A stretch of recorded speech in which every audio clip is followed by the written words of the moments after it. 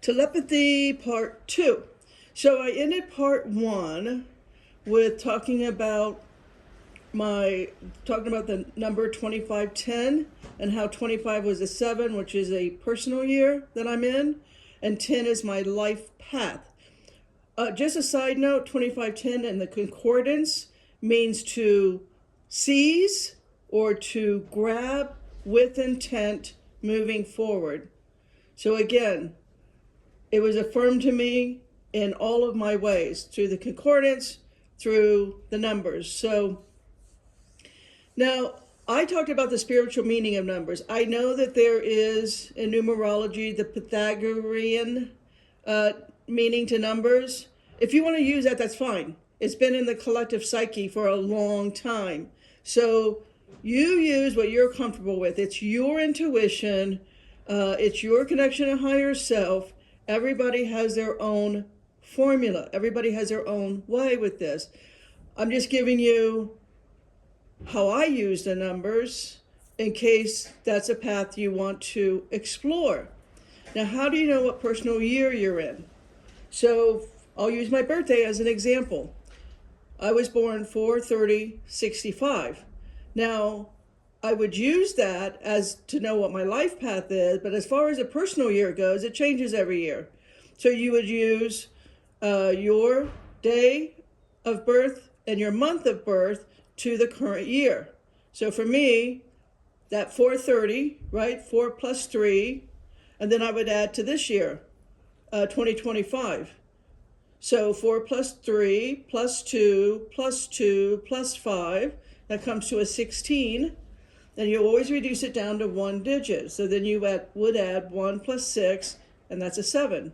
So that means in 2025, it is a collective year of 9, but for me personally, it's 7. So I would go then, again, I've already done Telepathy Part 1, and you could go back now and calculate your personal year, and then find the number and the spiritual meaning of the number. So what is your life path? Again, that's going to be your actual birthday. So my actual birthday is 4/30/65. Oh, you add the 1 and the 9. So you would add 4 plus 3 plus 1 plus 9 plus 6 plus 5. That gets you to 28. And then you would add the 2 plus 8. And that gets you to 10. Now you're thinking, well, wouldn't you add 1 plus 0 to mean 1 is your life path? No, 0 has significance. So we're not going to get rid of the 0. So my life path, it could be simplified and say it's a 1, but it's not, because 0 has a lot of meanings. So having said that, let's talk about the meanings of the numbers. So if you end up with the double digit, like a 10 or above, because a lot of the numbers are power numbers, like 11, 22, 33. You don't want to discount that. Okay, so there is, according to the last digit of your birth year, that has an element assigned to it. So again, we were all at a round table. We all discussed what was going to naturally support and nourish our soul's growth. And so we choose our birthday because those numbers have meaning. And what nourishes. So when we talk about elements, what we're talking about is a productive cycle and a destructive cycle. And so that's something once you understand what your element is, then you know how to support yourself, but you also know what is counterproductive. So we want to be surrounding ourselves with productive people and not destructive people. Unless part of your life path is to be your own self-saboteur, right? You're into self-sabotage. That has meaning too. I'm not discounting anything. But I'm saying at some point in your life, we're looking to release some patterns that we came in with. Put it this way, by the time you reach 50, We should be letting go of whatever the zodiac sign that you think you are. You need to be wrapping up that kind of experience and going towards whatever is your ascendant. This is not astrology. It's simply astronomy. All right? We're all as above, so below. So don't get wrapped up in thinking about Western astrology. That's BS. That's not what I'm talking about. I'm talking about understanding your place under the sky, under the heaven of God. So you'd want to look, if you want to understand that, then you would seek to explore more astronomy, understanding the stars, the constellations, the Mazzaroth, right? Understanding the Mazzaroth. So this is just a little bit of understanding more of the Mazzaroth. So each number, I should say, the two numbers from 0 to 9, they all have an element. So let's get started. So if your last digit of your birth year is a 0 or a 1, that means you are a metal element. So think about metal. Metal is strong, it's structured, it's determined. If you're a 0 or a 1, you're strong-willed. You're very determined. You're very disciplined. You like to set and achieve goals. You have a natural ambition. You're also a natural leader. But you need structure and order, right? You need, well, I should say you don't need, but you can become stubborn, and you want to balance that. Being stubborn sometimes is helpful, and sometimes we need to let go, right? Because our goal is to constantly grow into, well, I should say not into, but off the karmic cycle. So being stubborn may not serve you getting off the karmic cycle. Just think about it. But you do value efficiency over chaos. And again, same word as stubborn, the word rigid comes in here. Always ask yourself, am I being counterproductive? Am I resisting change? Am I open or willing to accept a different perspective? Do I thrive on when I do open myself up to a different perspective, and when I do allow myself to new ideas, right? Always ask, am I challenging myself? Am I challenging myself to be open to growth? So metal produces water. So being around too many water element people it could be counterproductive if it's too much. It will drain you of your natural element because metal produces water. So this is about the productive cycle and the destructive cycle. Think of it as good and evil, yin yang, however you want to think about it. Everything in God's world is a pattern, it's a cycle. All right, it's going to repeat, nothing new under the sun. So what does metal do? Well, metal, as in an axe, cuts wood. So that's going to be a destructive cycle. So wood people around you may not be the best harmony or the best balance or the best productive relationship. What melts metal is fire. So fire people, again, can be counterproductive. It's all about balance. It's not like we have to avoid those people or base our relationship on this concept. It's about finding harmony and balance with everyone, understanding yourself, and the productive, counterproductive relationships that we all have. We all have productive or counterproductive relationships. That's life, right, Betsy and JoJo? That's just life.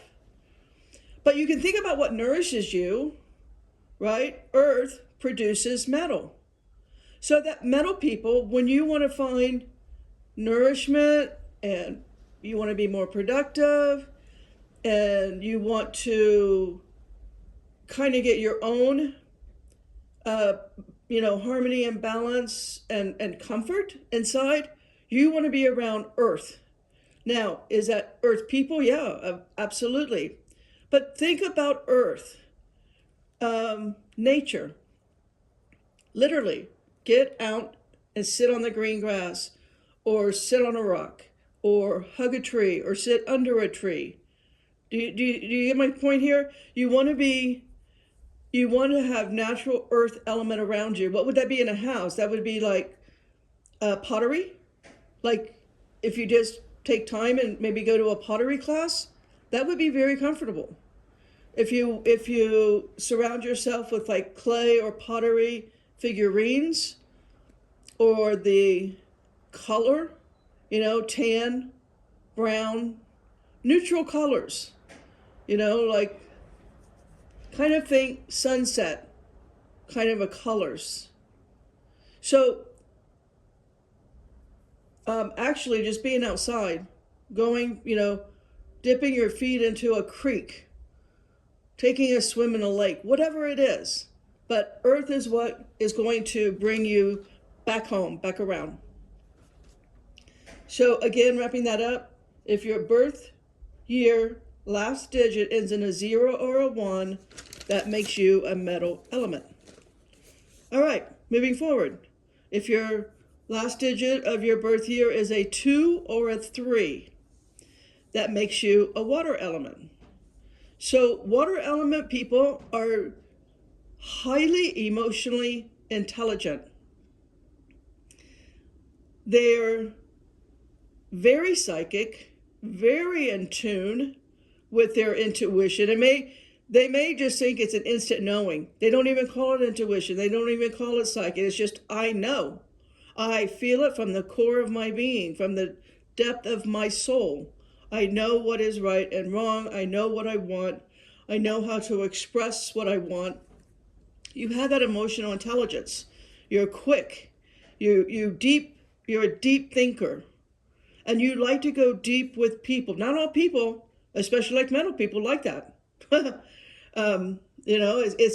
could be a counterproductive. It makes you're a great visionary, right? And because of that visionary, it's a different leadership skill. A metal leader is going to be way different. Maybe I'll think about that in a career. Maybe in one other video, I'll really sit down and think about what would be a career path best. If you're a metal element and you wanted to be in a leadership role versus, as an example, an earth leader is very different from a metal leader. A water leadership is very different as well. And not to discount wood and fire. I'm not discounting any element. I'm just saying, once we understand ourselves, we can make better decisions and better choices. So continuing on with water, visionary. Because you're a deep thinker, what would be counterproductive? Overthinking. That would be counterproductive. Go deep with what you're feeling and thinking, but don't just let the needle rest there. Don't overthink to the point where you become indecisive. See, with water people, you have to be careful about that. It's like, I feel something, make a decision and move forward. Don't overthink the process. And don't get yourself on a fence. That's the counterproductive move for water people would be sitting on the fence way too long. Right? The grass is always greener on the other side. Don't let yourself get into that position. You have a great deal of empathy. So your leadership skills would be wonderful as a practitioner in the health arena, or a practitioner in the death arena, as in hospice care. So, what's the word? Nurse practitioner. That's what I was trying to think of. Like a leadership, a nurse practitioner. That's a kind of an authority role for a water element person. What a great path for you to be in any type of caring, empathic, in service to others. Well, first of all of us need to be in service to others. That's why we're here. We're here to serve God's family. We're here to serve in every way that we are capable of serving. That's, if you want to think about, is there one meaning to life? Okay, right there is that. If there's ever one meaning to life in God's kingdom, it is to serve others. But you take your element and you realize where and how I can best serve, because these are my,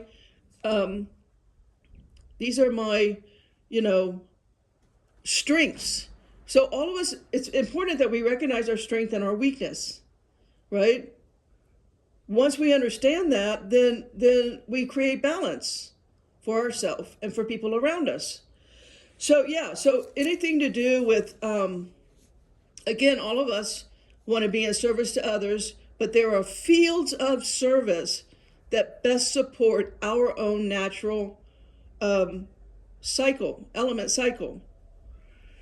So the challenge for water people is, again, second guessing themselves, being indecisive, not able to shut down the overthinking process and not making decisions. So water, as you're talking about now, productive and counterproductive, water puts out fire. So fire people it's going to be difficult to engage with a water person for too long, or in the same household even. So do you see how naturally who you are would put out a fire person? The two of you have to find, it's like, here's how we can engage and interact with each other in a positive manner. That's what really understanding this is, just so that we don't create karma. We don't want to create karma with that person. I mean, once we understand, look, you're a natural water person, I'm a natural fire person, we understand that dynamic, that relationship.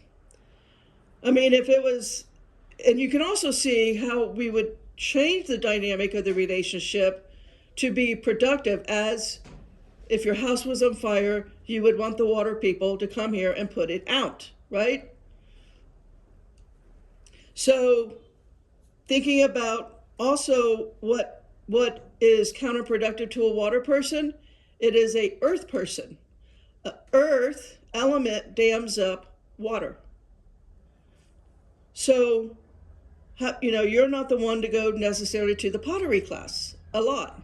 You may go once or twice, but it's not surrounding yourself with the earth element could be counterproductive to your energy, and you may not understand it. You may not know why. It's a very subtle cycle. It's easy to overlook these cycles. But once we understand God's patterns and God's cycles and God's math, as in numbers, we can harmonize with it, right? We can become at one with this understanding and not create karma. So obviously being around anything that has to do with water. So when you get in nature, it's going to be a water-based experience. That's going to be more helpful. That's going to be more productive to a water person. Surrounding your environment with pitchers of water. Now, you don't want to overdo it, as in a waterfall. You don't want a pitcher of Niagara Falls in your house, but snow-capped mountains, a little mountain with a lake in front of it. You're getting the imagery here. Watercolors, blue and black. So, or turquoise. But just think about what makes my environment super comfy. Like when I just feel right at home, you're going to be around a lot of water. Let's go down. Last digit is a 4 or a 5. So that makes you a wood element person. So wood people are very curious. They have okay, so I'm a 5, so I'm a wood element. So you guys know that I spend 12 hours a day, 7 days a week doing nothing other than study. Because wood people are constantly seeking growth. They're seeking knowledge, wisdom. They want to know everything. There is nothing a wood person does not want to explore, does not want to dive into. Expansion is the key. Wood people are constantly growing new branches, new vines.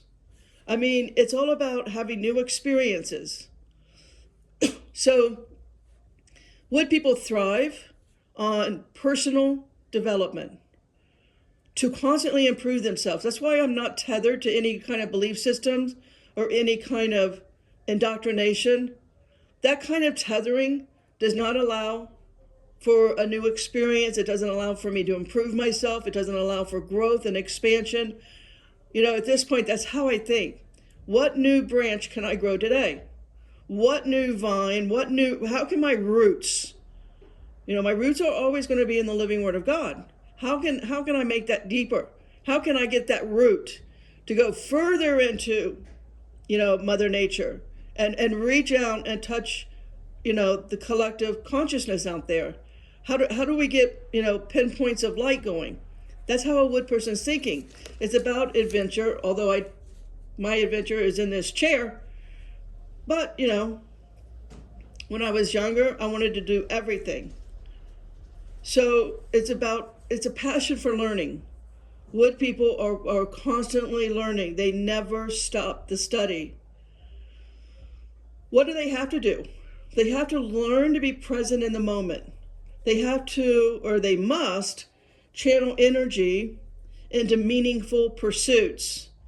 So if it's not meaningful, then it has no value to a wood person's growth, and I mean that spiritually speaking. So, for example, I don't read fiction. Why would I waste time on reading fiction? I just noticed that my fire somehow left the screen. I don't know what that is, but my fire's gone. Now, it's interesting. Where did the fireplace go? So it's interesting that a fire burns wood. So it's interesting that I actually like that fire, isn't it? Oh, there it was. All right. So sometimes a little about what is counterproductive to you can be soothing. I actually like watching that fireplace. So wood produces earth. And so think about it. When trees are burned up naturally in nature, when trees are burned up, the ashes from the trees, gotta turn the sound off. The ashes from the trees, when I'm studying, I actually do listen to that sound because it's just a gentle sound.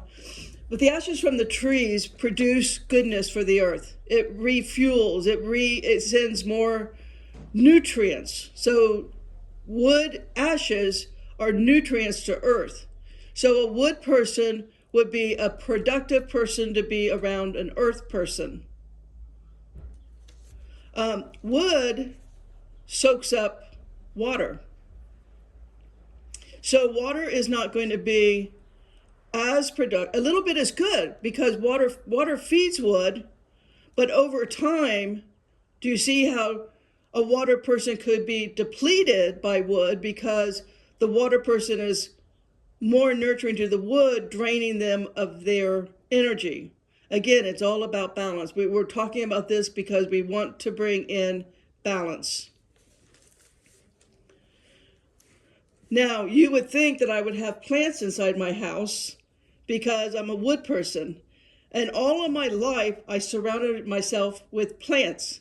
Let me just tell you my first Sedona experience when I moved into this little space I'm in here right now. I went to Walmart because that's the only stores we have around here. So I had to go like up the mountain to Walmart, and I bought a couple of potted plants to have in my space here. And right there by my fireplace, right here that you see underneath the lion and Jesus, I had a potted plant. And I was sitting at the dining room table over there, and I looked over. I was doing a phone reading at the time. I looked over, and three snakes came out of the potted plant and started moving across my living room. So that's my first experience with having a potted plant in Sedona. Needless to say, after animal control came in and got the snakes out, that is a huge problem in Arizona. Most of the soil has snake eggs.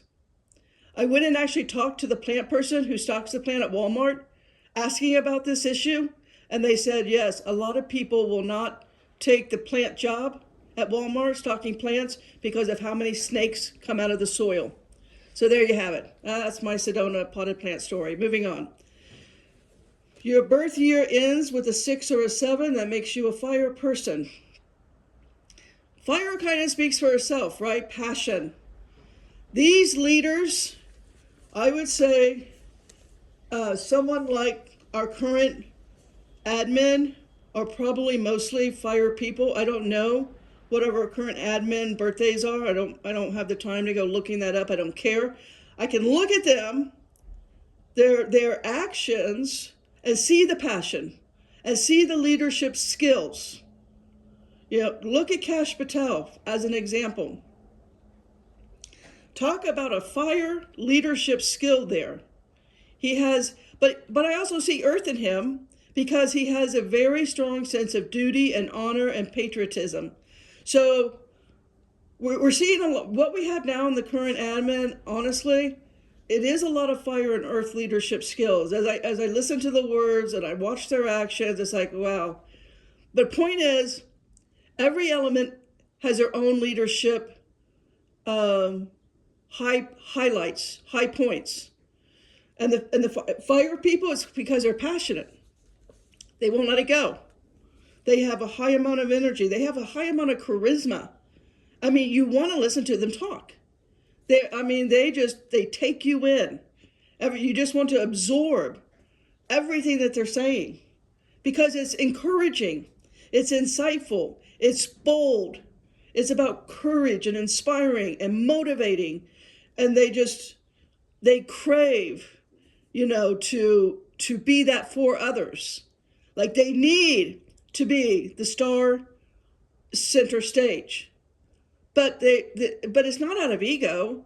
It's because they came here in this lifetime to have that experience, to be that person. They've already done the other elemental cycles. We all are going to do an elemental cycle. Let's do it to our very best. Remembering always, do not burn out, fire people. Don't burn out. Find balance. Find patience for yourself. All right, patience is a fire person's challenge. They're not good at it. Understand that about them and let them be who they are. Again, we already know, just with common sense, we know water puts out fire, right? We know fire nourishes and produces earth. We know that metal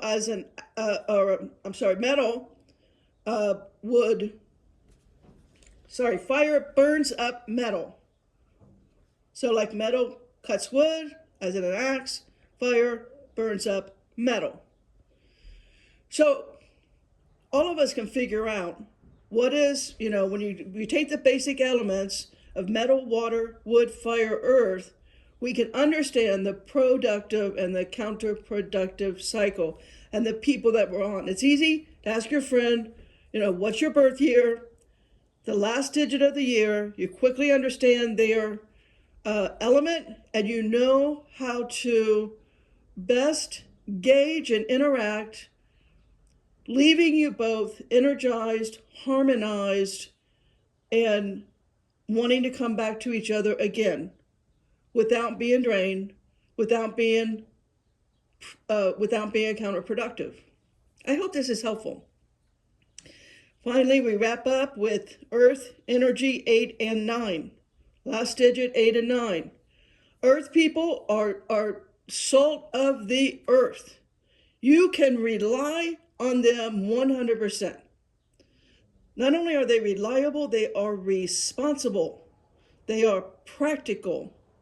They are here to give you support. They are here to offer wisdom. They are wisdom in all situations, really.